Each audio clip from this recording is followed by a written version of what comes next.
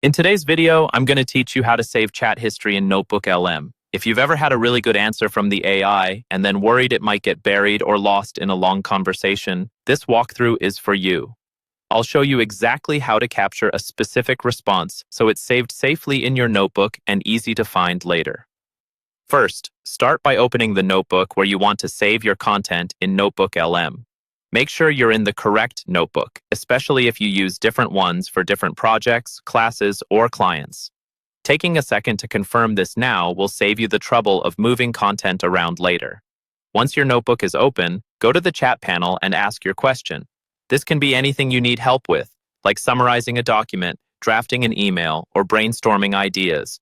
Type your question clearly so the AI can give you the most useful response. Then, wait for the AI to generate its answer. When the response appears and you decide it's something you want to keep, look directly at the bottom of that AI message. You should see a small pin icon labeled Save to Note. This is the key to making sure that specific response never disappears with the rest of your scrolling chat history. Click the Save to Note pin icon. As soon as you do that, Notebooklm will take that AI response and save it as a note in your notebook.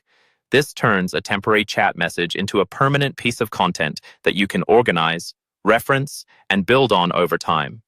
After you've saved it, you'll want to confirm where it went so you can find it later. Look just above the chat area where you'll see your noteboard or studio panel, depending on how your interface is labeled. This is where your saved notes live. Open that panel and you should see the content you just pinned listed there. From here, you can review the note, edit it if you need to clean it up, or even combine it with other notes. This is especially useful if you're collecting research, structuring a project, or building a study guide. Using Save to Note consistently turns your conversations into an organized knowledge base instead of a long chat log you have to scroll through.